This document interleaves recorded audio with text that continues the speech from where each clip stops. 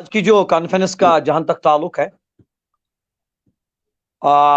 عظمت قرآن کانفرنس الحمدللہ، اور اس بین الاقوامی ویبنار میں پروفیسر دکتور احسان اللہ شکری الہی، director personal studies new Delhi, خوش آمدید پروفیسر. خیلی متشکرم. تھینکس سر، تھینکس الاٹ. ایڈیٹر حکیم الامت ماہنامہ سری نگر ڈاکٹر ظفر حیدری صاحب، آپ کا کانفرنس میں خوش آمدید. ڈاکٹر شاہدہ شبنم صاحبہ، آپ کا کانفرنس میں خوش آمدید. Thank you sir. اس کے علاوہ علی گڑھ مسلم یونیورسٹی شعبہ فلاسفی کے ڈائریکٹر پروفیسر ڈاکٹر لطیف حسین شاہ کاظمی صاحب، جامعہ ملیہ یونیورسٹی شعبہ اسلامیات کے P H D scholar Ghulam رسول دہلوی، اور سینٹرل یونیورسٹی آف کشمیر کے پروفیسر ڈاکٹر شیخ شوکت حسین صاحب. تمام احباب کا شکریہ ادا کرتا ہوں کہ آپ نے اس کانفرنس میں شمولیت کر کے چار چاند لگا دی. اور بیسیکلی یہ جو کانفرنس آج ہم نے منعقد کی، اس کا بنیادی مقصد یہی ہے کہ میں تمام اپنی ویورز سے بھی گزارش کرنا چاہتا ہوں کہ وسیم رضوی نے جو سٹیٹمنٹ دیا ہے، اور اس کا جواب یہی ہے کہ ہم اپنا رشتہ قرآن سے مضبوط کریں، اپنا رشتہ قرآن سے مضبوط کرے، اپنا رشتہ اپنے خالق و معبود سے مضبوط کرے، اور صاحب قرآن جناب رسول اللہ صلی اللہ علیہ وسلم سے اپنا رشتہ مضبوط کرے. اور میں تمام اپنے اسکالر سے بھی گزارش کرنا چاہتا ہوں کہ آج کے دن کی جو مناسبت ہم نے عظمت قرآن کانفرنس بلائی ہے، اور میں ابھی تمام احباب سے گزارش کرنا چاہتا ہوں کہ قرآن کے ساتھ اپنے رشتے کو مضبوط کریے. تو میں مفتی اعظم جموں کشمیر مفتی ناصر الاسلام صاحب، آپ کا خوش آمدید کانفرنس میں. ڈاکٹر شاہدہ شبنم صاحبہ سے گزارش کرنا چاہتا ہوں کہ وہ اس کانفرنس کے حوالے سے اپنا مقالہ پیش کرے، عظمت قرآن کانفرنس کے حوالے سے. بسم اللہ الرحمن الرحیم. السلام علیکم ورحمۃ اللہ وبرکاتہ. عزت مفتی اعظم جموں و کشمیر محترم مفتی ناصر الاسلام صاحب، محترم ظفر حیدری صاحب، پروفیسر ڈاکٹر لطیف حسین شاہ کاظمی صاحب، پروفیسر ڈاکٹر احسان اللہ صاحب، اور باقی محترم رہبران، میرے لیے بہت بڑی سعادت ہے کہ آپ سب کی رہنمائی میں آج کے اس عظیم موضوع پر کچھ الفاظ رقم کر کے پیش کرنے کی جسارت کر رہی ہوں. اس سعادت کے لیے میں محترم ڈاکٹر توصیف احمد وانی صاحب کی بے حد شکر گزار ہوں. اور میرا موضوع ہے قرآن کی عظمت اور حفاظت.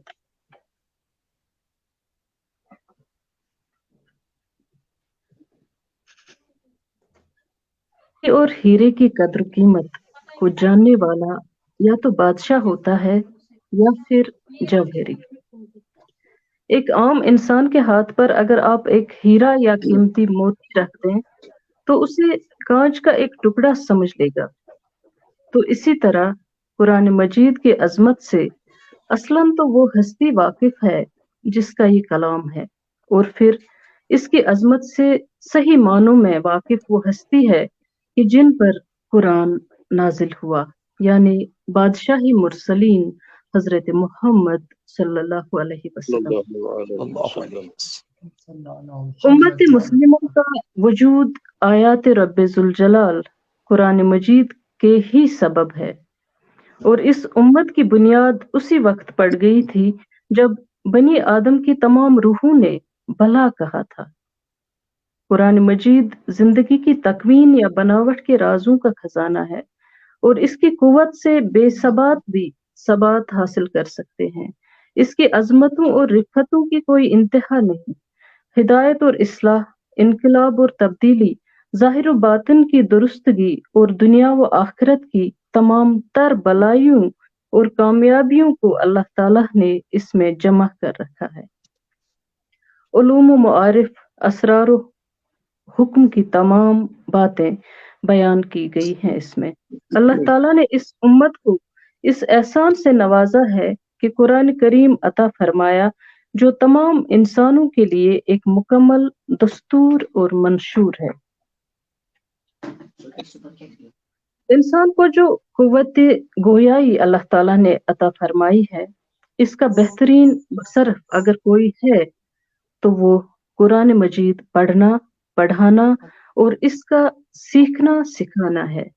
جو انسان کی قوت بیانیہ ہے، یہ انسان کے اوصاف میں سے اعلیٰ ترین وصف ہے، اور اس کا بہترین مصرف یہی ہو سکتا ہے کہ اس کے ذریعے اللہ کے کلام کو بیان کیا جائے، اللہ کے پیغام ہدایت کو عام کیا جائے، اللہ کے اس کلام کی تبلیغ و اشاعت کی جائے۔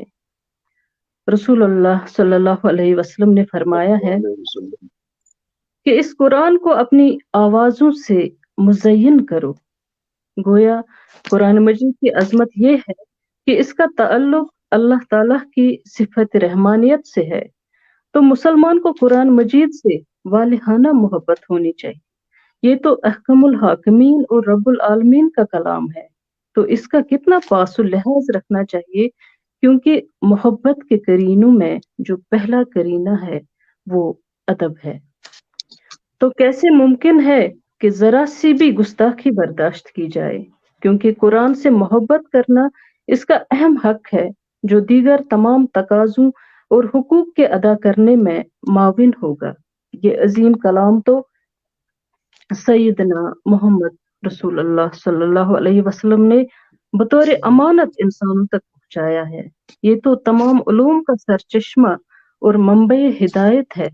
قرآن مجید لوح محفوظ میں رقم ہے، یہاں دنیا میں تو اس کا عکس ہے۔ کسی ملعون کی کیا مجال کہ اس کی طرف آنکھ اٹھا کر بھی دیکھ لے۔ ہماری تقدیر اس وقت تک نہیں بدلے گی جب تک قرآن کریم کے ساتھ ہم اپنے تعلق کو مضبوط نہیں کر لیتے، جب تک ہم قرآن مجید کا حق ادا نہیں کریں گے، اور حق ادا کرنے کی بات یہی ہے کہ اس امانت کی حفاظت کی جائے۔ ہمیں اپنے مرکز کے ساتھ وابستہ ہونا ہے۔ ہمارے عروج و بلندی کے لیے اگر کوئی زینہ ہے تو قرآن ہے۔ ہماری قسمت اسی قرآن کے ساتھ وابستہ ہے۔ قرآن شریف کے جو جملے حقوق ہم پر عائد ہوتے ہیں، ان کی ادائیگی کی توفیق اللہ تعالی ہمیں عطا فرمائے۔ اس وقت ہوش میں آنے کی ضرورت ہے، کیونکہ قرآن کی حفاظت ہی انسان کی معراج اور کامیابی کی پہلی سیڑھی ہے جو وصول اللہ کا ذریعہ بنتی ہے۔ قرآن مجید جیسی بیش بہا کتاب ہدایت اس امت کو عطا کی گئی تو اس کا شکر ادا کرنا لازم ہے۔ شکر کے معنی یہاں پر یہ ہے کہ قرآن مجید کے حقوق ادا کیے جائے، یعنی قرآن پر ایمان لانا، قرآن کا پڑھنا، قرآن کا سمجھنا، قرآن پر عمل کرنا اور قرآن کی تبلیغ کرنا۔ اتنا ہی نہیں، قرآن کی شان میں وسیم رضوی جیسا کوئی لعنتی گستاخی کرے، ایک لفظ کہنے کی جرت کرے تو اس کی زبان اس کے ہاتھ میں دے کر حق ادائی کر دی جائے، کیونکہ قرآن ایسا ناسا ہے جو دھوکہ نہیں دیتا، ایسا ہادی ہے جو گمراہ نہیں کرتا۔ اس میں نور ہی نور ہے، اس میں حق و صداقت کی جلوہ گری ہے۔ دنیا کی تنگ و تاریک راہوں میں صراط مستقیم کی رہنمائی کرنے والی وہ واحد کتاب بے ہدایت ہے جو صدیوں سے چراغ راہ بنی ہوئی ہے۔ قرآن اللہ تعالیٰ کی ایک ایسی قانونی متبرک کتاب ہے جس میں انسانی زندگی کے ہر ایک گوشے کو اجاگر کیا گیا ہے۔ گزشتہ کتب میں ہم دیکھتے ہیں کہ ہر ایک کتاب کا ایک خاص دور اصلاح ہوا کرتا تھا، اور وہ کتب اس خاص زمانے کی ضرورتوں اور پیش آمدہ مسائل کو ہی مخاطب کیا کرتی تھی، اور ایک مخصوص مدت گزرنے کے بعد خدائے قادر کی حکمت بالغہ کے تحت ان کتب کا اثر اور ان میں مذکورہ مسائل کا حل زمانے کے مسائل کی تعداد اور شدت سے پیچھے رہ جاتا تھا، اور نئی کتاب کا دور شروع ہو جاتا تھا۔ لیکن قرآن قیامت کے لیے بطور قانون اور ضابطۂ حیات ہے، اور اس کی حفاظت کا وعدہ خود اللہ تعالیٰ نے اپنے ذمے لیا ہے۔ कुरान मजीद को जो अल्लाह की तरफ से नाम दिए गए हैं, इनमें से अल किताब और कुरान भी है। ये दोनों नाम इसकी ताकरामत ज़बानी और किताबी शक्ल में हिफाजत का पता देते हैं, और इन नामों के मानी के अंदर इसकी हिफाजत की पेशगोई मौजूद है।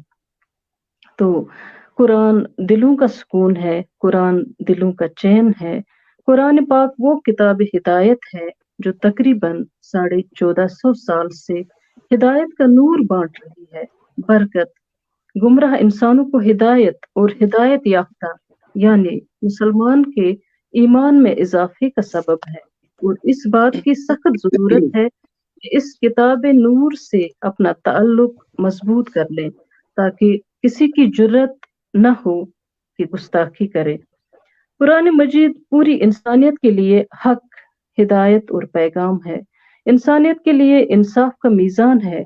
आखिरी पैगंबर इलाही हजरत मोहम्मद सल्लल्लाहु अलैहि वसल्लम का हमेशगी मौजज़ा, इंसानों के लिए अजीमुल शान हदिया इलाही और इंसानों के दरमियान रसूल अकरम सल्लल्लाहु अलैहि वसल्लम की बेशबहा और अनमोल मीरास है।